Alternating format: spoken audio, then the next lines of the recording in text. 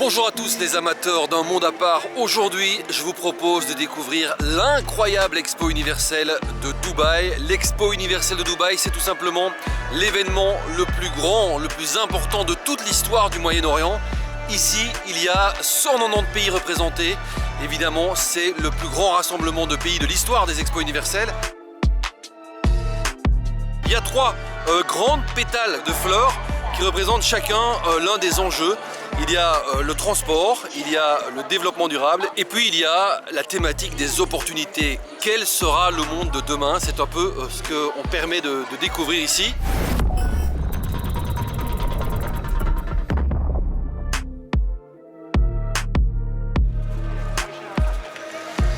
Et voilà, enfin je l'aperçois, le pavillon belge.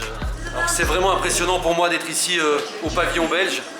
Parce que souvenez-vous, j'étais venu ici il y a exactement 6 mois jour pour jour et rien n'était encore vraiment abouti, c'était vraiment un chantier.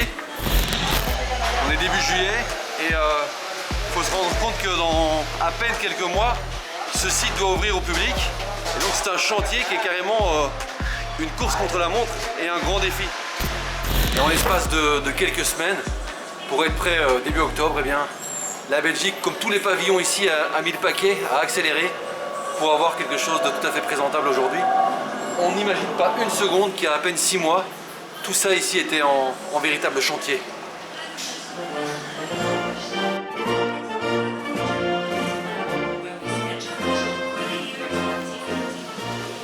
Une des thématiques principales du pavillon belge, c'est la mobilité durable, la mobilité de demain. Et on a ici toutes sortes de représentations.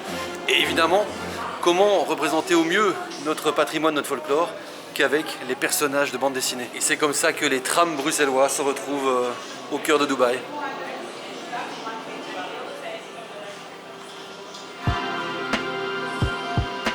Et on a l'occasion de découvrir ici Bruxelles telle qu'elle pourrait être en 2050. Alors, ça paraît quand même fort proche de la science-fiction, tous ces véhicules qui volent dans le ciel. Mais pourquoi pas après tout? Et le parcours se poursuit toujours évidemment accompagné des personnages les plus célèbres de bande dessinée belge.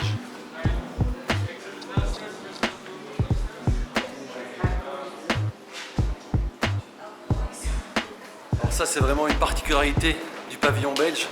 C'est l'un des seuls endroits ici à Dubaï, en tout cas à l'Expo 2020, où l'on peut trouver de la bière alcoolisée, de la bière avec alcool. Et donc c'est pourquoi ce pavillon a pas mal de succès. Il y a pas mal de personnes qui décident de se précipiter ici.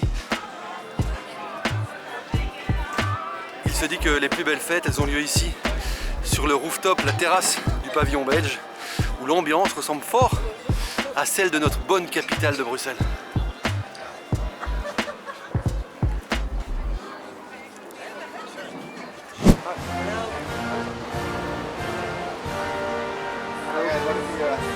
It is my honor to welcome you to the USA Pavilion at Expo 2020 Dubai. Après le mot de bienvenue de Kamala Harris, on est placé sur un espèce de tapis roulant. On n'a même plus besoin de marcher ici. Et toute la visite se fait comme ça. Dans le cas du pavillon américain, on est vraiment clairement dans une forme de propagande de tout ce que les États-Unis ont fait de bien à travers les âges. Donc on n'est pas uniquement dans l'apprentissage des nouvelles technologies du futur, mais bien de tout ce qu'a fait les États-Unis par le passé, l'invention du téléphone, évidemment tout ce qu'a fait aussi Steve Jobs avec l'iPhone. Et vous allez voir qu'ici au pavillon américain, on peut même toucher la Lune, littéralement toucher la Lune avec son propre doigt. Il y a un fragment de la Lune qui a été ramené lors d'une expédition en 1972. Il faut venir jusqu'à Dubaï pour toucher la Lune. Alors ce qui est très surprenant ici, c'est les différences qui peuvent exister d'un pavillon à l'autre dans les investissements faits par certains pays. Regardez le pavillon danois, il se résume en 2-3 salles presque vides avec juste quelques panneaux, un écran de télévision assez classique et des explications des curiosités locales ou des spécialités locales danoises. C'est à se demander si tout simplement le Danemark ne cautionne pas ce genre d'événement et décide donc d'en faire le strict minimum, d'investir le moins possible pour un événement peut-être qui ne cautionne pas. L'Expo 2020 à Dubaï, ce sont évidemment des pavillons pays par pays, mais il y a aussi des pavillons thématiques et notamment ce pavillon, le pavillon Emirates de l'aviation du futur. On va découvrir comment sera l'aviation d'ici 20, 30, 40, 50 ans et tout se passe derrière ces portes. Alors grâce à cette petite boule, je vais pouvoir faire toute la visite de ce pavillon de l'aviation du futur. À chaque petit stand, je peux la poser et j'aurai effectivement accès à toutes les informations qui me seront personnalisées.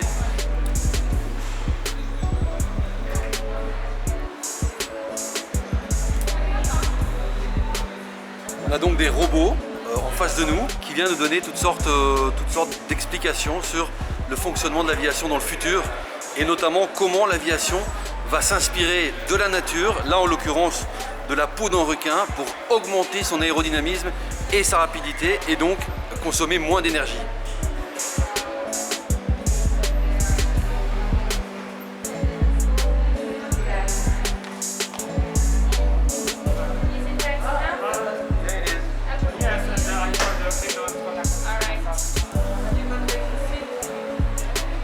Ce qui se passe dans ce siège lorsque on met ses lunettes de réalité augmentée, c'est totalement impressionnant parce qu'on est plongé dans un univers totalement artificiel et totalement numérique. Et donc on peut choisir son menu, tout le programme d'entertainment, tout ce qui est film, musique. On peut être plongé dans des univers sonores, relaxants. On peut choisir le décor qu'on voit à l'extérieur. C'est vraiment bluffant. Et on prétend ici que plus tard, dans les avions, c'est comme ça qu'on passera les quelques heures en vol.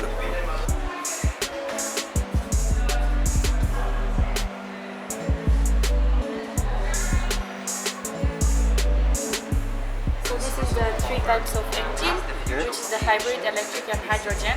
We have here, for example, Dubai to New York, choosing with the hydrogen type of engine. It's only 4.7 hours. So it's faster Yes, to this is fly the with fastest the hydrogen. option. So for example, Dubai to Rome will be 1.8 hours. Oh, this is fast. Yes. And CO2 is very low, actually. Yes. Depends on It's green. the cost is a bit high, but it's very green. Et donc clairement ici on nous explique que l'énergie du futur dans l'aviation, c'est l'hydrogène qui sera la plus rapide, mais aussi celle qui va engendrer le moins de CO2 en rapport avec l'énergie qu'elle peut produire. Thank you. Et voilà. Je suis désormais arrivé au pavillon français. Et alors, il faut le dire, hein, l'expo de Dubaï, elle s'apprécie d'autant plus lorsque la nuit est tombée parce que c'est à ce moment-là que toutes les lumières rejaillissent. On est donc ici au pavillon français, un pays qui lui aussi va mettre en avant toutes ses réalisations et ses spécialités.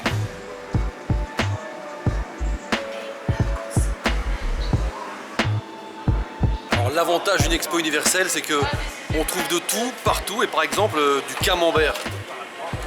Mais il faut savoir qu'un camembert à l'expo universelle, c'est pas moins de 20 €, imaginez-vous. 20 € pour un petit camembert. Mais on la ramène pas trop nous les Belges parce qu'on vend notre chimée bleue presque 25 €. Donc franchement l'expo universelle, c'est aussi l'occasion de faire monter les tarifs. Alors ça c'est le pavillon dont tout le monde parle, le pavillon russe, c'est vraiment celui qu'on nous conseille un peu partout de visiter. On va aller voir à l'intérieur si ça vaut sa réputation.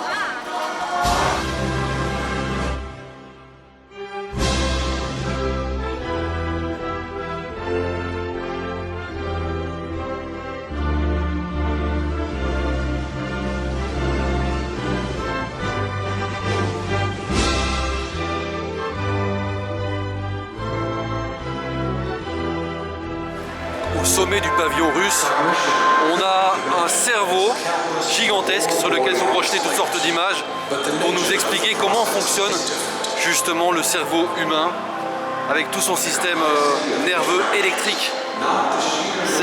J'avoue que c'est assez impressionnant.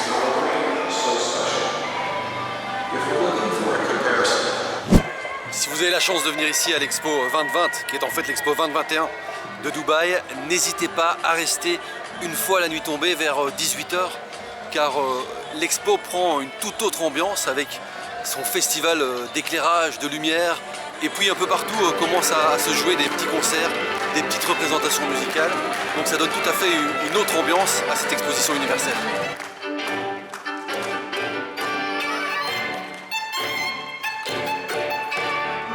Alors je me dirige maintenant vraiment vers le cœur de cette Expo 2020. C'est la fameuse place Al-Wasl, c'est le bâtiment central de l'exposition 2020 de Dubaï. C'est tout simplement le plus grand dôme de projection en images du monde. Il a fallu pas moins de 14 km de tubes d'acier pour réaliser cet énorme dôme où peuvent être projetées toutes sortes d'images.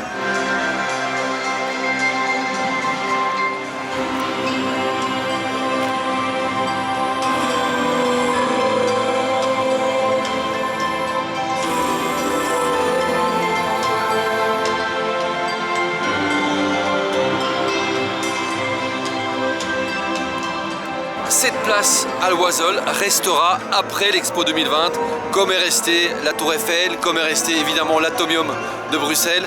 Et c'est ici que se termine cette visite de l'incroyable exposition universelle de Dubaï, l'exposition de tous les superlatifs. Alors c'est vrai, on peut critiquer les expositions universelles pour leur gigantisme, on peut aussi, et c'est de bon ton parfois, critiquer Dubaï pour sa démesure, mais il n'en reste pas moins que ce genre d'endroits sont les derniers endroits où on regarde l'avenir avec espoir, comme le faisaient nos grands-parents à l'Expo 58, le genre d'endroit aussi où les peuples continuent à se rencontrer, et ça aussi, on en a bien besoin. C'est ici que ça se termine, à bientôt pour plus d'aventures étonnantes dans ce monde à part. Et si vous souhaitez découvrir encore plus de contenu de ce monde à part, n'hésitez pas à rejoindre notre communauté de voyageurs en vous abonnant à notre page Facebook.